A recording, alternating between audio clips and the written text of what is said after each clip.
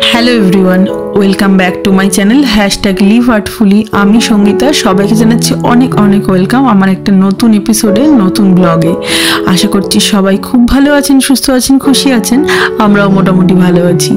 আজকে আরেকটা স্পেশাল দিন নিয়ে চলে এসেছি আপনাদের সাথে শেয়ার করব বলে, এবং আমার নিজের মেমরি হিসেবে এটা তুলে রাখবো বলে। ভীষণই স্পেশাল মেমরি, কারণ আমার ছেলের প্রথম জু ভিজিট। তো ঈশানের প্রথম বার্থডের পরে আমরা পরের দিনই গেছিলাম জু ভিজিট করতে, কারণ ওকে কোথাও একটা ঘুরতে নিয়ে যাওয়ার ইচ্ছে ছিল। তো সেটা আমাদের একটা প্ল্যান হওয়া সত্ত্বেও দূরে ভ্যাকেশনের জন্য সেটা ক্যান্সেল হয় এনিহাও। তো ভাবলাম কাছে জুতেই নেদারল্যান্ডের মধ্যে একটু ওকে ঘুরিয়ে আনা যাক, আর তাই গেলাম হলো রটারডাম জুতে। নেদারল্যান্ডের one of the oldest zoo হলো এই রটারডাম জু। আর রটারডাম জুতে আমরা না আগেও একবার এসেছিলাম, কিন্তু এইবারটা অনেক স্পেশাল, কারণ যেহেতু ঈশানের সাথে এসেছি আর ঈশানের প্রথম জু দেখা বলে কথা। তবে ও কতটা বুঝতে পারবে তা জানি না, বাট তবুও যদি ওর ভালো লাগে, যদি ওর একটু অন্যরকম কিছু মনে হয়, তাই জন্যই ওকে নিয়ে আসা। তো যাই হোক, এখন আমরা চলুন জুটা ঘুরে দেখি আর আপনাদের সাথেও ভিডিওগুলো শেয়ার করি।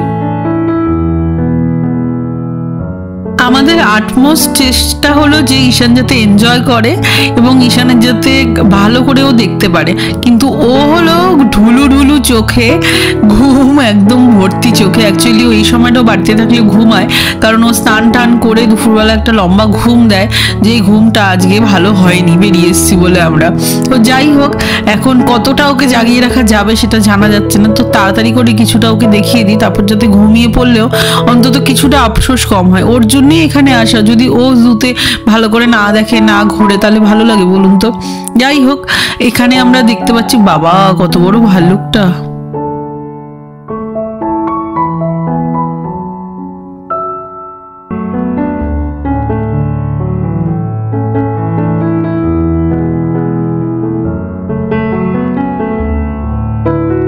আগের বার এখানে এসেছিলাম কিনা মনে নেই জুয়ের এই পার্টে, কারণ এইবার দেখছি দু রকমের বাইসন আছে। বাইসন যে দু রকম হয় আমার ঠিক মনেই পড়ছে না, আমি আগে দেখেছি বলে।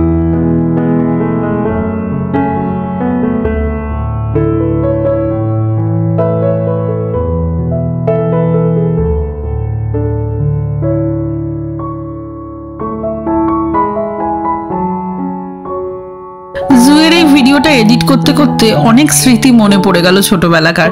ছোটবেলায় শীতকাল মানে আলিপুর জুতে আমরা যেতাম মা বাবার সাথে, বেশ সুন্দর ঘুরে ঘুরে জু দেখতাম, হাতে কমলা লেবু চুলতে চুলতে খেতাম, বেশ মজা হতো। মানে খুবই এক্সাইটেড থাকতো শীতের ওই ছুটিতে কোনোবার যদি জুতে যেতাম। প্রত্যেকবার যে যেতাম তেমনটা নয়, বাট ওই আলিপুর জুতে ভীষণই মজা হতো, আর খুব ভিড়ও হতো। সে সময় অনেকেই ওই শীতের ছুটিতে যেত, আর ভীষণ ভাল লাগতো। আর আমার এখনো মনে আছে, বাড়ি থেকে যাওয়ার সময় মা লুচি, তরকারি, মিষ্টি, কেক এসব ব্যাগে ভরে নিয়ে যেত, আর এত মজা লাগতো, মনে হতো যেন সেই পিকনিক শীতকালের। আর এই যে আমরা চলে এসেছি বিভিন্ন প্রজাতির হরিণ দেখতে। এই হরিণটার গায়ে আবার দেখুন দুটো কালার, সাদা আর একটা কফি কালার মনে হচ্ছে। আমাদের যেমন আমি যতদূর মনে পড়ে, ইন্ডিয়াতে হরিণের আবার মানে শিংয়ের ওপরও হরিণের ভ্যারাইটি আছে, মানে বেশি শিংওয়ালা হরিণ, একটা শিংওয়ালা হরিণ, তো এরকম আমার যতদূর মনে পড়ছে। আর এখানে চলে এসেছে এটা জিরাফের আমি ছোটবেলায় আগে মনে হতো যে এত লম্বা গলাটা কি করে হতে পারে। আর এখানে যা দেখা পেয়েছি তার হাসি তো ফেমাস, হায়নার হাসি কথাতেই বলে। তো হায়না দেখে খুব ভয়ঙ্কর জন্তু নাকি বলে যে হায়নার কবলে যে একবার পড়ে তার নাকি মুক্তি নেই। দেখেই কিরকম একটা ভয় লাগছিল বাবা। আর এটা হলো সেই জিরাফের ঘর। তো জিরাফের জন্য এই ঘরটা ডেডিকেটেড। এখানে ওরা খাবার টাবার দেখুন এরকম ঝুলিয়ে রেখেছে, জিরাফগুলো কিরকম ভাবে খাচ্ছে। আর জিরাফের ঘর যে কত হাইট, উঁচুটা কত বেশি।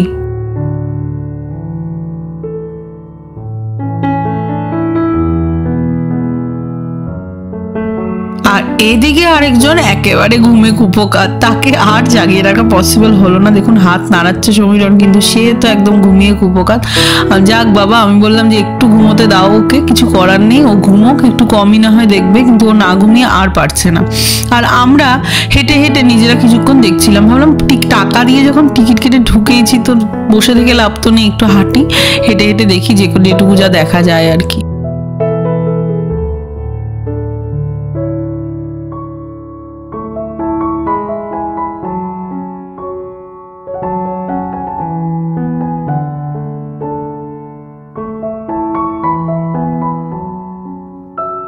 আর এখানে আরেকটা জিনিস দেখেও আমার বেশ অবাক লাগলো, আমি মনে হচ্ছে না আগে আমি যখন জুতে এসেছিলাম তখন এই জন্তুটাকে দেখেছিলাম। এটা অ্যাকচুয়ালি উট, দুটো কুঁজোওয়ালা উট, বা হয়তো দেখেছিলাম আমার এখন মনে নেই, সেটা হতে পারে। আমাদের ইন্ডিয়াতে যেমন আমি দেখেছি একটা কুঁজোওয়ালা উট হয়, আমরা রাজস্থান ঘুরতে গেছিলাম জয়সালমীরে, উটের পিঠে চড়েছিলাম, বাট এরকম দুটো কুঁজোওয়ালা উট কখনো দেখিনি। আর শুধু কুঁজোওয়ালা না, দেখেছেন কতটা হেয়ার ছিল উটের মধ্যে উটের গায়ে। যতদূর মনে হচ্ছে এখানে সবাই জলহস্তি দেখার জন্য ভিড় জমিয়েছে, বাট যাকে দেখা যাচ্ছে না একটুখানি পেছন থেকে দেখা যাচ্ছে, সবাই এদিক ওদিক উকি দিয়ে দেখছে। তো চলুন আমিও একটু উঠে ভাবলাম দেখি কি ওই দিকটা। সমীরনাথ সিঁড়ি আছে বলে উঠলো না, কারণ ওই প্র্যামটাকে আবার তুলতে হবে, ঝামেলা। যাই হোক, হ্যাঁ একটু দেখা যাচ্ছে, কিন্তু মানে অনেক দূরে রয়েছে আর অনেকটা মানে মুখ গুজে ওদিকে রয়েছে। তো যাই হোক, আমরা চলে আসলাম হাতির কাছে। তো এখানে এটা হলো হাতির জায়গা। হাতিগুলোকে দেখুন কিভাবে খাবার দিয়েছে উপর থেকে, একটা সেরকম ঝুলির মতন করে বানিয়ে সমস্ত ঘাস টাস যা হাতি খায় সেগুলো ঝুলিয়ে রেখেছে, সেখান থেকে হাতি সুর দিয়ে বার করছে খানিকটা খানিকটা করে টেনে আর খেয়ে নিচ্ছে।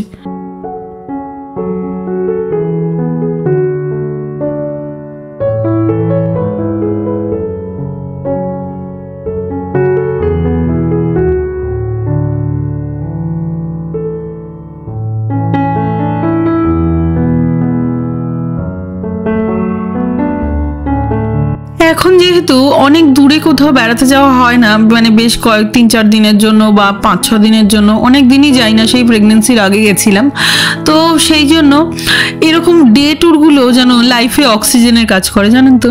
মাঝে মাঝে একটু এরকম বেরোনো কিন্তু সবারই জন্য ভীষণ দরকার, কারণ ডে টু ডে বিজি লাইফের মধ্যে একটা ব্রেক সবার প্রয়োজন। সপ্তাহে 7 দিন কিন্তু প্রতিটা মানুষই খুবই ব্যস্ত থাকে, তাই সপ্তাহের ওই 7 দিনের মধ্যে একটা বা দুটো দিন নিজের জন্য খুবই একটা সময় বের করে নেওয়া ভীষণই জরুরি, যাতে বাকি সপ্তাহটা খুব ভালোভাবে আপনারা চালাতে পারেন। আর বড়দের মতো কি বলবো, বড়দের থেকেও বেশি যাদের প্রয়োজন সেটা হলো বাচ্চাদের বাইরে নিয়ে যাওয়া। বাইরের ফ্রেশ এয়ার, সানলাইট, গাছপালা, মানুষজন, জীবজন্তু সমস্ত কিছুর সাথে বাচ্চাদের ইন্ট্রোডিউস হওয়া এবং বাচ্চাদের তার সাথে টাইম কাটানো, এটা কিন্তু ভীষণ জরুরি একটা বাচ্চার পূর্ণভাবে শারীরিক এবং মানসিক বিকাশ ভালোভাবে হওয়ার জন্য। আপনারা কি মনে করেন এই ব্যাপারে? আমাকে কিন্তু অবশ্যই কমেন্ট সেকশনে জানাতে পারেন। আমাদের এখানে শীতকাল যখন ঠান্ডা বেশি থাকে তখন তো বাইরে বেরোতে পারতাম না, বাট সামার আসার পরে এখন আমি চেষ্টা করি রোজই একটু বাইরে, একটু অন্তত ওয়াকে যাওয়ার, একটু নেবারহুডের মধ্যে হেঁটে আসার।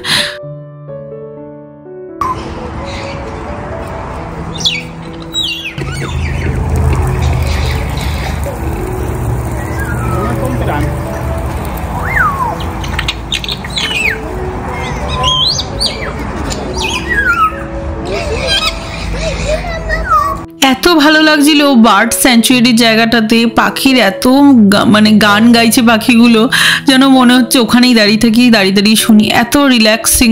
সেই আমরা যেরকম রিল্যাক্সিং মিউজিকই শুনি না, তার মধ্যে পাখির যেরকম ডাকগুলো থাকে ঠিক সেরকম মনে হচ্ছিল যেন এটা রেকর্ড করা।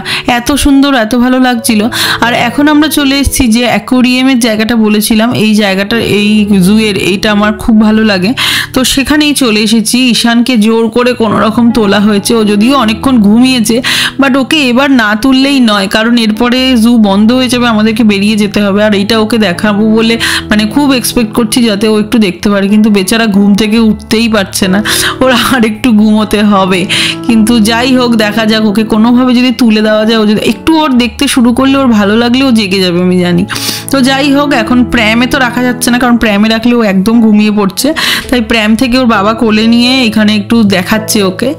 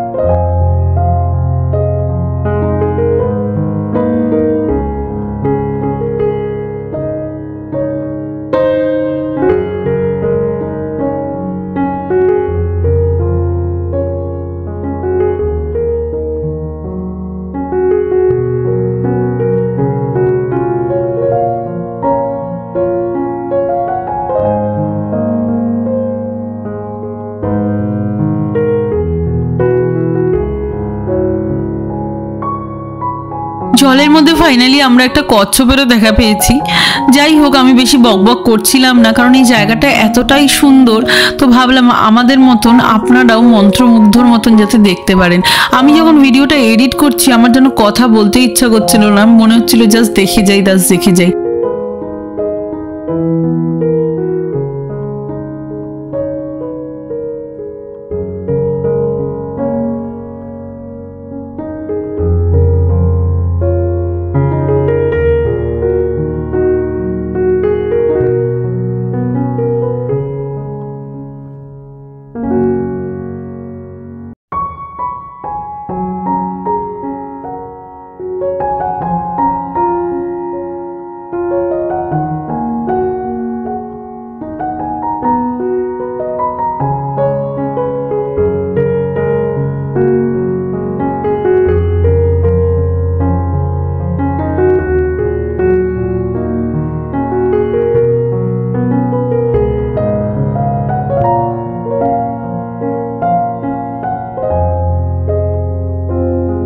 আর এখানে এসে কিন্তু কিছুক্ষণের মধ্যে ঈশানেরও ঘুম খুব তাড়াতাড়ি কেটে গেছে এবং ও খুব মুগ্ধ হয়ে খুব ভালোভাবে দেখছিল। কতটা বুঝতে পারছে জানি না, কিন্তু এত কালারফুল, এত আলো, তো সেটা ও খুব এনজয় করছিল।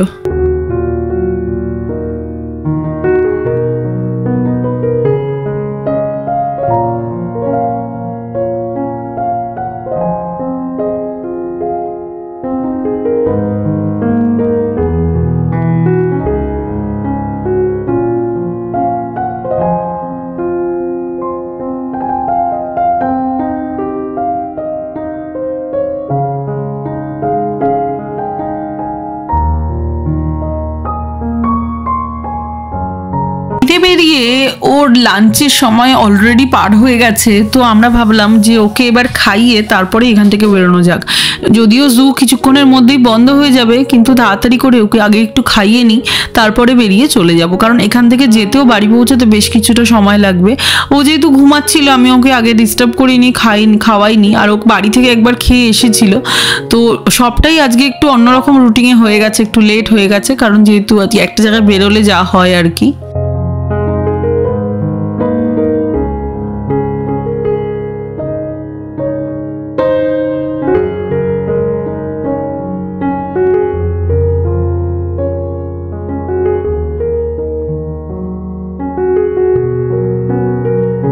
আমাদেরও এখন করছে পেটের ভেতর চোচো। তো যাই হোক, এখন ভাবা হচ্ছে যে বিকালবেলা একটা কোনো রেস্টুরেন্টে গিয়ে একেবারে ডিনার করে বাড়ি চলে যাবো।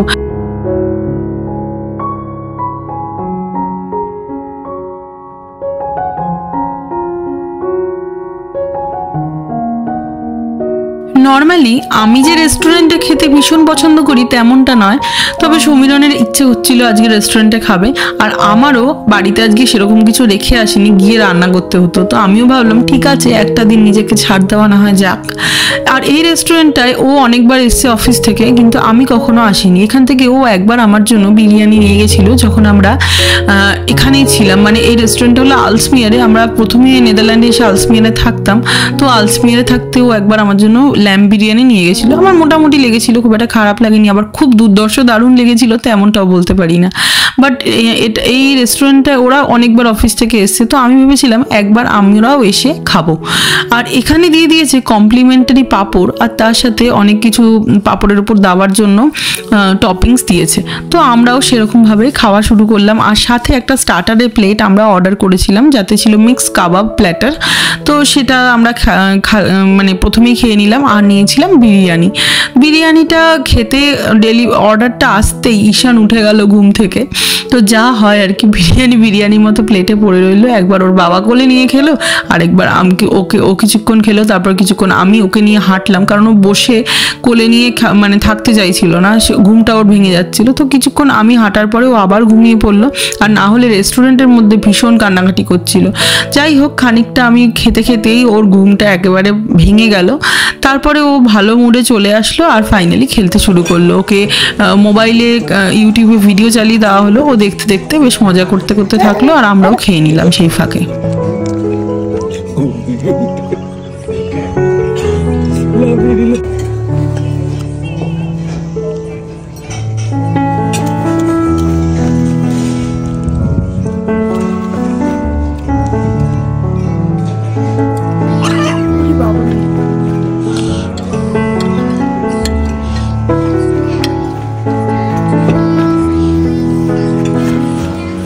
খাওয়া দাওয়া কমপ্লিট, আর আজকের মতন এত সুন্দর ডেটাও এখানেই এন্ড করব। আজকে আমরা এখন বাড়ি ফিরে যাচ্ছি, আর রাতে গিয়ে ঈশানের খাবার করে ওকে খাইয়ে ঘুমিয়ে পড়বো। আজকে আমরা আর্লি ডিনার করে নিলাম, রাত্রিবেলা খিদে পেলে টুকটাক কিছু খেয়ে নেবো, বাট মেন খাওয়ার তো হয়েই গেল। আশা করবো আপনাদের ব্লগটা ভালো লেগেছে। যদি ভালো লেগে থাকে তাহলে অবশ্যই আমাকে লাইক করবেন, শেয়ার করবেন, সাবস্ক্রাইব করবেন আমার এই চ্যানেলটাকে, আর আমাকে কমেন্ট করে জানাবেন। আজকের মতো tata, bye, thanks for watching till the end. নতুন ব্লগ নিয়ে খুব তাড়াতাড়ি ফেরত আসবো।